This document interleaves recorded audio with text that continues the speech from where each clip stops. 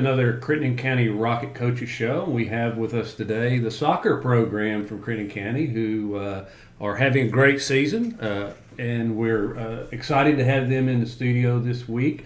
And we want to talk a little bit about how things could go the rest of the season, but then reflect on some of your successes so far. So we appreciate you being on today to our Coaches Show presented by Whitetail Properties.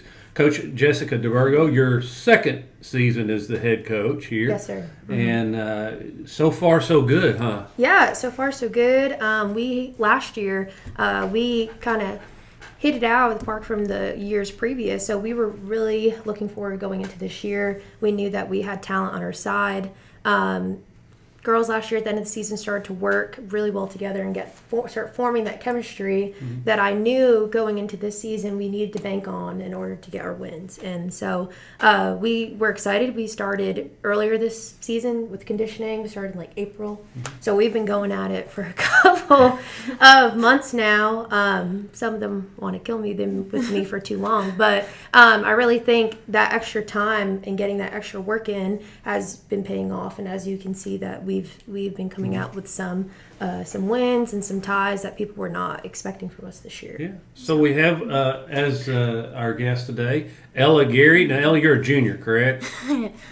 She wishes. I'm a freshman. You're a freshman. Oh, there's so many of you Geary girls. I lose track of it. So you're a freshman, great. Yes. And then, of course, Taylor Guest, I think she's probably the leading scorer on your team. She's a senior right now. But you've got Lizzie Campbell, who's really close, too, in scoring. We do. They've been having a little contest. We set a goal before we did our preseason scrimmage game with Crittenden Co. I spoke with Troy McGannon in the radio, and we set a goal of 50 goals for Taylor, 50 goals for Lizzie. Like, we got to get there. How far are we away from Taylor's I'm two.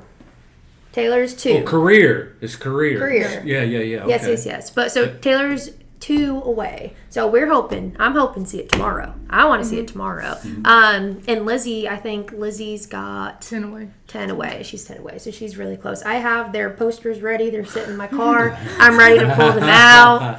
And I'm really excited for them because that's a huge milestone. Now, Lizzie is she's a junior, right? She's a junior. Yeah, okay. So I'll have her next year. Right. Yep. So you better score a number more if you want to have the all-time record. Now, the all-time record is held by Melissa Kirk. Melissa Kirk, yeah. How many did she have? It was like over 100. It was over 100. We just inducted her into the Hall of Fame. Yes. Back not long ago. So you mentioned tomorrow and an opportunity to score. So tomorrow you play Trigg County. Yep. Another district game. You're coming off a win over Lyon County, 3-2 in overtime, which was over there. Tough place to play. Yeah. Tough place to play. Successful program over there. Definitely. That was the first time this program has won a district game since 2017, and it was over Lyon County. So things are on the right track, and you're ranked number 5 right now in the region in the RPI, which is the highest you've been in quite some time. I have an opportunity this year to finish in double-digit wins for the first time ever in the history of the program, and maybe the fewest losses. Now, you've got a couple of ties, which makes kind of get your losses down a little lower, maybe, or if they're not wins, But just a great start to this season, and you've got about 2 weeks left, really, in the regular season, right? Yeah, we have 2 games, like you mentioned, this week. We're playing Trigg tomorrow, and then we have the second. So that tomorrow will be our second time with Trigg. Thursday will be our second time with Lyon. We have a long week next week. It's Monday, Tuesday, Thursday. Yeah, we have Monday, Tuesday, Thursday. Next week. Non-district games. Non-district games. Monday we have with Paducah Tillman. Tuesday we're going to Webster. And then Thursday will be our senior night home with Union. Now, the week after is open for play. We are talking to see if we can pick up something during that last week so we're not cold going into the district the following week. So I'll get that information out as soon if we get something scheduled. But this week, look, if you haven't seen these girls play, it's a great opportunity to get out to Marion Crittenden County Park.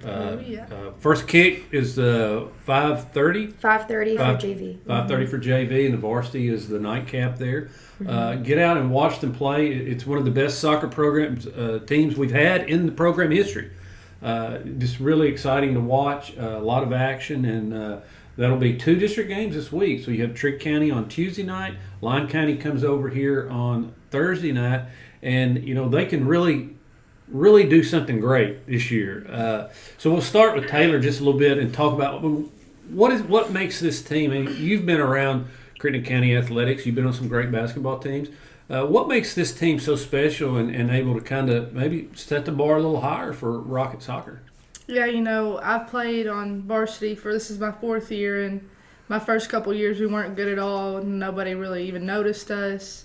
So, coming in, it's definitely different. People are starting to notice, and I know from all the senior class, we all have that chemistry together, and it's all finally clicked. So I think that's why we've been doing good so far this year. Ella Geary, you're, like we said, a freshman. Gosh, it seems like you've been around a long time, too. You've been on the team. Maybe you've just been out there because your dad was one of the coaches, and I have seen you out there for ages. But right now, you are averaging 2 points a game, and which is number 3 on the team right now, and have you've got 1 assist on the season. So, talk a little bit about I guess number 1.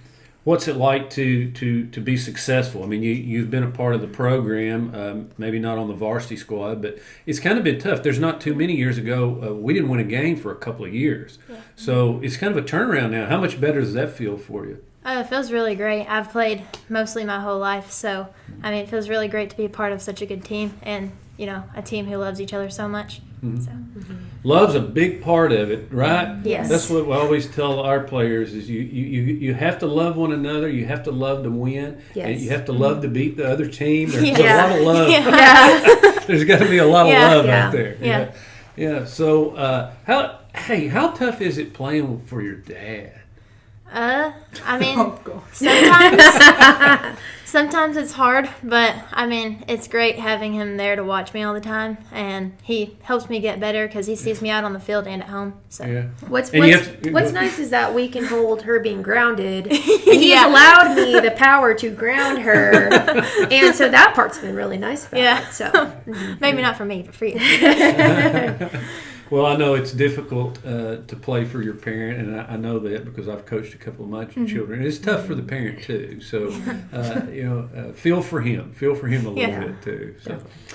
So, Jesse, you've been around, like I said, a couple of years here as a coach. Tell us a little bit about your background when you first started coaching. I wrote a story about you in the Crittenden Press newspaper, but tell us kind of your background in soccer. Yeah, my dad immigrated to the United States when he was young from the Cape Verde Islands, and so when he immigrated over, he played soccer. He's played soccer since he could walk. He was one of 8 children. They lived out on a farm out in the islands, and he said it's a little crazy, but when they were younger, they would play after church on Sundays behind their mom's back, and they would find anything they could use to have a ball to sit and to play. And so that love for soccer really stemmed around his family, and when he moved over here, it did not stop. And so my brother and I, we came on a little. We weren't like Taylor. We weren't 3 or 4 years old out there getting with a soccer ball. It took us a little time to get to there. But I started playing when I was in elementary school, and then middle school. I played 7 days a week. I played for school. I played travel ball. I played rec, and then that's when I got into reffing as well. And so I was reffing a lot of youth tournaments. I reffed all through high school. And you went to high school up north somewhere? In Rhode Island, where I'm originally from. Yeah. So I went to a public high school there. Now what state was that? In Rhode Island. Rhode Island. Yeah.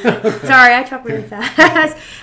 But yeah, I loved watching soccer there, being a part of it. We had a boys team at our high school, so I can appreciate the love and having that support of girls in boys soccer, which I really wish we had boys team here, but it was really nice to be able to see both and see the differences and see some things that you can help a girls program with that you only see in a boys game. So I just always had that love there. And so when I moved from West Warwick in Rhode Island, I moved down to Nashville in 2018. I was playing an adult league there. And it was great for me to be playing with older, to be getting coached myself by some older people, kind of taking the leads of some things. The whole pandemic, we don't want to talk about the pandemic, but the pandemic's what kind of led me, and my boyfriend's family kind of led me over here. And so I was just working in the community. I was working at Rui before I started teaching, and I was just like saying to Letitia, I was like, I need to start involving the things in my life that I loved. Like, I need to bring some of that back to me. And so I was like, I'm going to go coach little kids. I think I'm going to go coach little kids. And so I was coaching U4, U6, and I was coaching Taylor's little sister for about a couple weeks out at the rec fields. And Ken approached me and was like, hi, you don't know who I am, but my wife runs the rec program, and she's just been telling me about how awesome and how easily you are to communicate with and kind of your background. And so he's like, we've been looking for a new soccer coach, and he's like, I think that you are the answer here. And so that's how I kind of got my introduction, came in, and I was really nervous. I struggle with anxiety myself, so I was like, I said I was just going to coach the little kids. Like, how am I going to now pocket all my anxiety inside of me and now come around teenagers and working with groups of girls? They can tell you it's not always the most easy thing to do. But I ended up falling in love with it and taking care of them. They take care of me. And my relationships that I have with the kids, I think, that's a large part of how we've been able to come to where we are. Mm-hmm. I have grace with the kids have grace with me. We have very open lines of communication. I try to be as approachable as possible, and my whole thing is I want to come up with a solution. I want to get us there. So what can we do to get us there? Mm-hmm. And so that's part of my coaching philosophy. And so we were successful last year, and part of it too is that since I've known the soccer world for a long time, the coaching world and the soccer world are intertwined, but a little different. My dad still refs soccer. We started at the same time, but he still refs, and he refs some Division I college games and stuff up north. And so I consult him a lot, and he helps me with a lot with the politics of what all goes on. And so even though I'm a young coach, I'm not someone that people can just step all over, which they've not been. Some of the coaches have not been used to. I've surprised them a little bit, I would say. So I'm just using that to my side and hoping that I can just help the girl. I just want to help them, and I want them to see their potential. And a large part of my job is just getting back that confidence in them that they can win. It's tough after so many losing seasons. It's very tough. But we can win. You guys are good enough, if not better, than these people we're seeing. And once they started to believe that themselves, then the standings just talk for themselves. The wins start falling into place. Yeah. So, Ella, you've been playing since you were just, as I remember in youth league, by the time you could run, you were out there kicking a ball around. What is this team, if it lacks anything at all? What can get you over the hump? Because you're 5 wins, I think, from being in double. You have 5 wins right now. I think it's 5-3. So if you win 5 more, and you've got 5 more games, if you can win, you're in double digits. This program has never won more than 8 games in a season.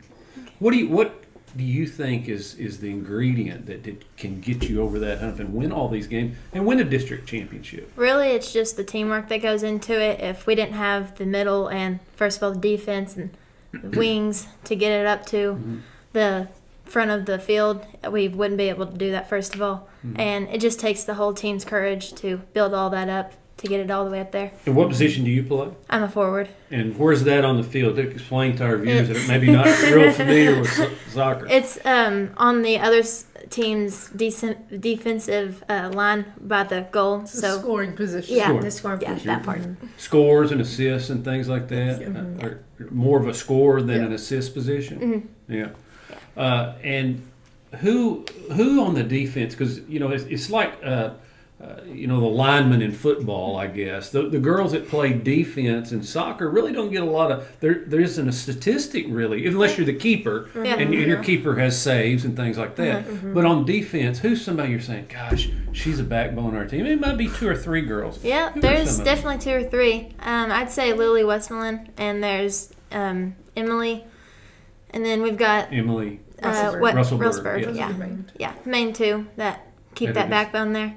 Yeah, and your keeper's doing a good job too. She's doing great. Long? Yeah, she in the state standings that came out, she was rated 50. I'm not sure after the weekend with some of the games that shaked out, but she was in the top 50 for goalies in the state, and she had about for saves. Yeah, for saves. And she had 20 against somebody? Was it? She had 17. Was it 17? I knew it was the last.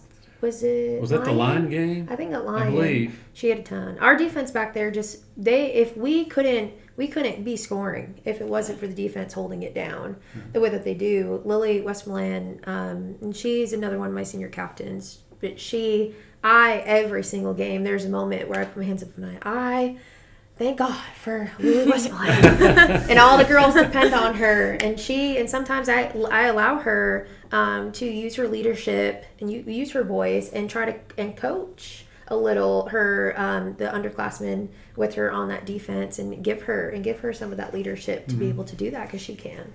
Yeah. And I'm really proud of her. So. Yeah. So Taylor, we'll turn our attention to you then. And you play what position? I play midfield. Yeah, which is another scoring type position. Yeah. And on your end, who do you look for? Assists are big in soccer, like they are in basketball, which you play a lot of basketball, don't you? Yep. Of course, you're the all-time leading scorer in school history in basketball. And so you understand what it takes to get the ball in the basket and how important those assists are. So who are you looking for when you're down there saying, hey, she can get me the ball and I'll be in the right spot to kick a goal? Yeah, well, definitely me, Lizzie, or Ella. Most of the time. Y'all are the 3 down. Yeah, we're the 3. Most of the time I either try to send the ball through and have Ella run and get it because she's fast, or me and Lizzie can do like a give and go action, but those are my main 2. Mm-hmm. Who's the fastest girl on the team? Definitely Lily Westmoreland. We've done some sprint. We've done some sprint tests, and no one wants to go up next to her, and it's amazing. And I'm scared of her at practice. You're scared of her. Yeah, she's so fast. And sometimes we'll have little bets, and we'll be like, if you can beat Lily, then if one of you can run faster than Lily, I'll get you out of some laps. And it doesn't happen. I know what I'm doing when I set up those bets because I know she's so fast. Yeah. So Ella, tell me, you're winding down here the last couple of weeks of regular season, and then you have the district. What are your goals for this team? What are your personal goals for this team? What do you think are achievable too? Really, just to finish my shots because that's been one struggle lately, and just to enjoy my freshman year because it's really been fun. And I'm going to miss all the girls that are graduating and leaving. Mm-hmm. So. What about team-wise? What do you think this team can achieve? A lot more. Yeah. District senior butts in here, right? Yeah. We're winning championships. Yes. Well, you're 2-0 in the district. You've beaten both teams. Just a 3-team district. Just Lyon and Trigg County and Crittenden County in the 5th district. And you've swept the first half of the round robin, and now here we go. Like we said, this week you've got them here. So what's got to happen for us to win both these games here this week against Lyon County and Trigg County? Yeah, I think we for sure have the potential to win it all. I don't really think it's like about who's better. It's just really about us finishing. The past couple games we have not been able to finish the game strong. And we've lost with like seconds to go, which is heartbreaking because the game is 80 minutes long. Mm-hmm. So I think it's just going to be about finishing it out to the last second. You speak of that. I think the last game you lost. Correction. You lost at Trigg County, so you're 1-1. Yeah, we lost. We did lose the Trigg County game. You're 1-1. Yeah, that's my bad. That's okay. We lost that Trigg County game. But it's in the last. It was in the last minute. It was in the last 5 minutes of the game. We've had a few close calls. The Trigg County game, we were 1-1 until the last 5 minutes of the game, and then ended up with a 4-2 finish.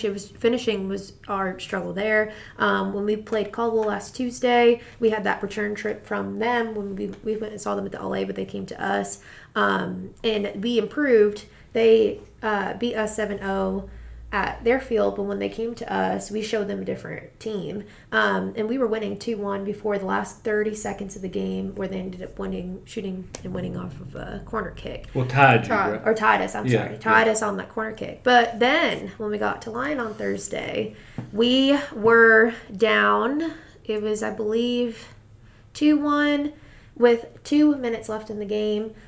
We scored one to tie it up. And when you tie up at the end of the 80 minutes in a district game, there has to be a winner. So we went into overtime. Overtime was a golden goal opportunity. So that meant whoever scored, you didn't have to play the whole overtime period. Whoever scored next one. Sudden death. And Ella must have missed a lot of earlier shots in that game, but when it really counted, she got that golden goal, and we came off the field, and the first thing I said to the team was, this is how you finish. We've been having issues finishing. If we can just clean up that last bit part of it, and what it says of scores don't really truly reflect what all goes on in the game. It's true. And watching a game and just seeing a final score are two different things. Yeah. Sure. And Ella, you're running cross country on Saturday mornings as well. Yeah. So you're a distance runner, and are you on the track team as well? Yes, you sir. run distance and track or anything short? Yeah, mid distance, anything from there to long distance. Yeah. Of course, your mother was very fast when she was about your age, maybe a little younger. She actually played Little League baseball for me back when she was a kid. She's told me that. That's funny. Yeah. Yeah, long time ago. Yeah. Long time ago. She was a really good baseball player. She could have played high school baseball. she was a great athlete. So good luck this week, girls, and so I do want to make sure I correct that. We're 1-1 in the district, so we really have to win out this week. Key games here coming up. Who do you think's the best team you've played this year? I think skill-wise, I think St. Mary's. St. Mary. Honestly, just skills, and there were some things I really admired that I saw some of their kids doing that are next step tools. That I really, even though we lost that game real close too, but they played phenomenal. And then Caldwell they beat us at the LA, and then we tied them when they were back here last week. We stumped them up a little bit, but they have some girls that are some true athletes and do a lot of connected passing. And so those are the two teams I would say I've seen the most skill out of. Well, the good news is neither of those are in your district. You will not even see St. Mary unless you go to the state tournament. So they're down in the first region, a private school out of Paducah. But you could see Caldwell County if you win a district when you go into the playoffs. And we've had a pretty good week against Caldwell County. You girls started it off. Caldwell had beaten you 29 straight times or something? It was something. It was something like that. 26 or 29 straight times Caldwell County had beaten Crittenden in soccer. And last week on Tuesday, I believe it was 29. So if they beat us, it would have been their 30th win in a row against us. So we beat their streak with our tie. And then volleyball played them Thursday night. Volleyball, and Bailey got her first win. Bailey got her first win against Caldwell since playing for them. Yeah. And then Friday night football beat Caldwell, and so it was just a beat streak week. So I'm looking for another one. I'm looking for another beat streak week this week too. So this is get on track with the district wins here, and Lyon County on Tuesday night out at Trigg County. Thank you for Trigg County on Tuesday night out at Marion Crittenden County Park. 5:30 for the JV game, and it's about an hour for the JV game, 45 minutes to an hour or so. Yeah. And then the varsity will kick off, and it's a beautiful week to be out. The weather's going to be great, and these girls can run all night long and not get hot and tired, right? Yeah. And then if you can't make Tuesday night, get out Thursday night and watch these Lady Rockets play some soccer. They're fun to watch, and they're having what could be one of the winningest teams in program's history here. So, congratulations so far, and let's go get them. Yes, let's get them. All right. Well, thank you, girls, for coming in. Thank you. Thank you.